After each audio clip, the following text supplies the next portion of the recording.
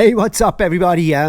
What does these two boards have to do with downwind subfoiling? Well, actually, more than you think, and we're gonna get to that in a minute. I hope you guys enjoyed the last two videos. We're in the midst of doing this series here with SUP Downwind Foiling. A guy like me, weekend warrior, donkey person, can you learn this? And we had the frustrations with the flat water paddling. We got some success in the bumps. You guys can check that out. Then, due to impatience, I say, we take this board into the bumps and say like, okay, come on, if a friend with a jet ski, and say like, okay, let's go and do this together. Escort me and I'll just try to paddle into these bumps. More frustrations, didn't work either, and this video is a little bit of a reminiscing of like, what can I do and why are these two boards here and what did I learn? So the first thing that I learned is just basically a little bit like learning foiling all over. When you want to learn how to wing foil and you haven't done neither foiling nor winging, it is really, you have to learn those two things separate. You have to kind of dissect it. You learn the wind separate and you learn the foil separate. And this is a little bit what it comes down to for downwind subfoiling. I'd say you need to learn the flat water start separate. I'm already winging. I know what it feels like when I get up the foil. I know how it feels like when you catch a wave. I have two small boards and now I have this really long board, the 7/7 foil board, which I did not anticipate for it to feel a whole lot different than the other boards, because I figured there is only one foil. I place my feet above the foil and now I am pretty much over the same pivot point, but I could not have been more wrong. And when I was doing this video, I was sailing around a lot. I said like, you know what, I need to learn this board sailing around and foiling around and then learn it how to pump it. And as I'm doing that, I'm learning how, like, it's like a skateboard. Like, this mini cruiser is a whole lot more agile than this longboard. And by the way, if you guys want to own one of those longboards, I make those, I ship those out here from Maui, let me know. So it is like a longboard. It has such a bigger turning radius. It's not as agile as one of those little boards. And it never really dawned on me, because I really thought like, hey, geometrically, I'm placing my feet pretty much at the same spot in relation to the foil where I have my feet on a smaller board. But it makes such a difference, and it is actually huge, the difference. So I took the board out for winging. The first try, which we don't have video of, was in nuking winds, and it was really hard and really difficult and very unusual for me.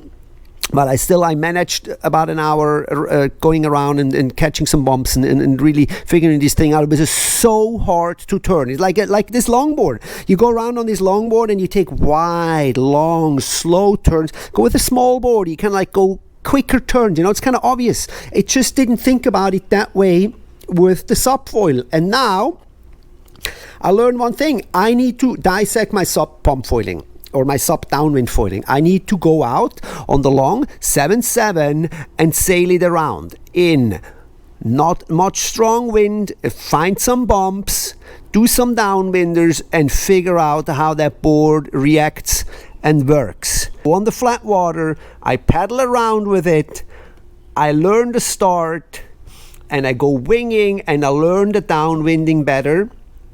And then I think I can piece two things together. And another thing that I learned while I was sailing around with very lower wind, no white caps, it was not so good wind actually at all. It was really kind of like gusty and had a lot of holes in it. But I started to realize how good of a board that board actually is. That board is actually in low wind. I was really like, you can slog with this board forever. You know, 121 liters, and because it's so long, you don't really drift. It really tracks really well, and you can slog with it, and the board just kind of like just takes off.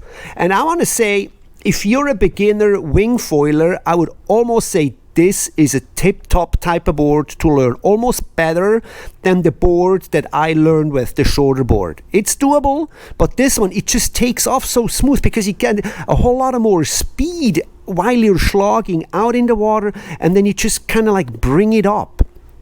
And it is also good to have a board like this because it is really like a 3-in-1. You want to go surf small waves. Maybe you're somewhere on a lake or in Mediterranean Sea, small waves, and you want to try to get into waves.